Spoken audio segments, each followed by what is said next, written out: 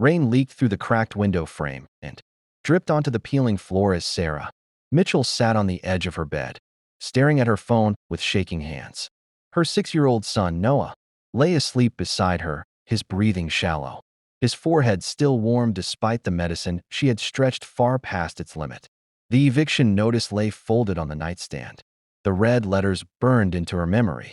3 days. That was all she had before the landlord would change the locks.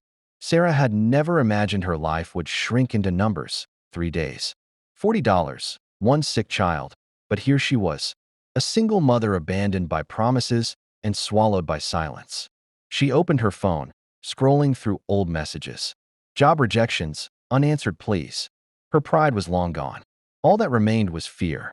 Someone had once given her a number, saying it belonged to a charity coordinator, a man who sometimes helped desperate cases.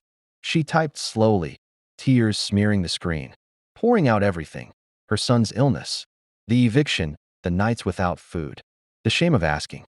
She didn't notice the name attached to the contact. She didn't notice the missing digit. She pressed send and whispered, "Please, anyone." Across the city, in a glass tower overlooking the skyline, Ethan Blackwood frowned at his phone. Billionaire, investor, media phantom. He was used to messages from politicians, CEOs, opportunists, but not this. Not a raw confession written with trembling honesty. He read it once. Then again. The words didn't beg for money. They begged for dignity. Ethan had grown up poor himself, sleeping in cars, watching his mother cry when she thought he was asleep. He knew that tone, that quiet desperation that came when hope was already bruised. He typed a response, erased it, stood up from his desk, and walked to the window. He didn't ask how she got his private number. He didn't ask for proof. He simply replied, "I received your message by mistake. But maybe mistakes are meant to be answered. Are you safe tonight?" Sarah stared at the reply, her heart hammering. She thought it was a prank. Or worse, she almost didn't respond. But Noah coughed in his sleep, and fear overpowered caution. She replied, "I don't need much. I just need time." Ethan closed his laptop, grabbed his coat, and for the first time in years, canceled every meeting on his schedule. By midnight, Sarah heard a knock on the door. Not the aggressive knock of the landlord. Not the hesitant tap of a neighbor. This was calm, firm. She froze. Fear crept up her spine. Slowly, she opened the door.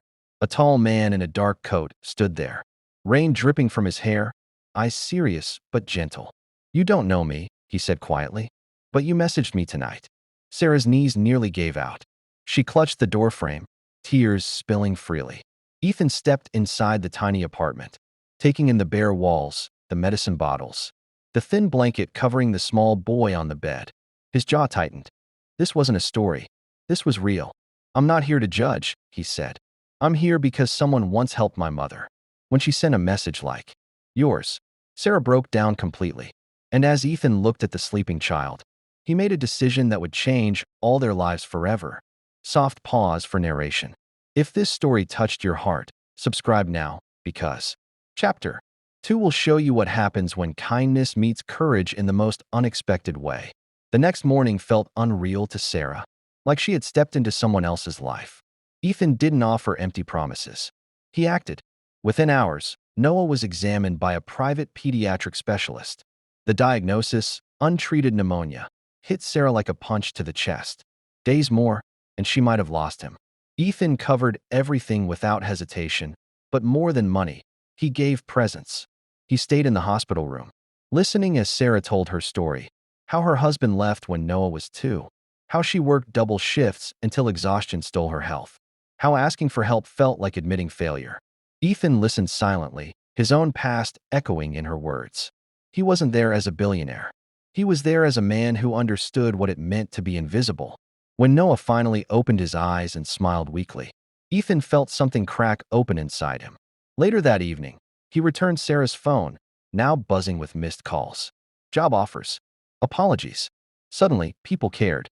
But Ethan knew charity alone wouldn't save her future. He offered her a choice, not a handout, but a hand up. A job at one of his companies. Housing assistance. Childcare. Therapy. Education. Sarah resisted at first, pride fighting survival. But Ethan said something that silenced her forever. Strong people ask for help before they break. Weeks passed. Sarah moved into a small but warm apartment. Noah laughed again. The shadows under his eyes faded, and Sarah, once invisible, began to stand taller. Months later, Ethan attended a company event when a familiar face took the stage, not as a guest, but as an employee speaker. Sarah spoke about resilience, about mistakes, about wrong messages that turn into right moments. The room stood in silence, then applause thundered. Ethan didn't smile for the cameras. He smiled for the boy in the audience holding a toy car, waving at him proudly. Later that night, Sarah sent Ethan a message, not desperate this time, just grateful. "I sent a message to the wrong man," she wrote, "but it reached the right heart." Ethan replied simply, "Sometimes doors knock back." And somewhere out there, someone else sat staring at their phone, afraid to ask for help, unaware that one message, one mistake, one moment of courage could change everything. Gentle closing. Even as life began to stabilize, Sarah carried quiet scars no one could see.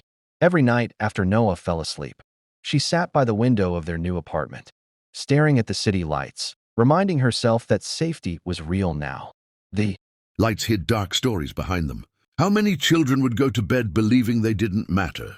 How many birthdays passed like ordinary days because survival came before celebration? By morning, he had made a decision that shocked his own executive team, redirecting millions into a new foundation without naming it after himself, insisting it carry no face, no ego, only purpose, launching programs that ensured every child registered through schools and shelters would receive not just a cake, but a day where they were the center of the universe, where their name was spoken, their story heard, their dignity protected. News spread fast, not because of press releases, but because families felt it.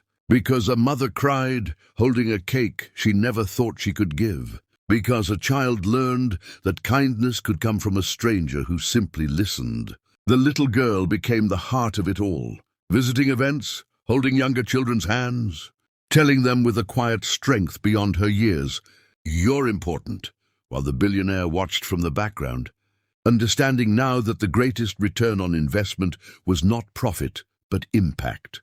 When reporters finally cornered him and asked why he did it, he answered with words that silenced rooms across the world. "Because one sentence broke me. I had no cake on my birthday, and I refuse to live in a world where I can hear that and do nothing."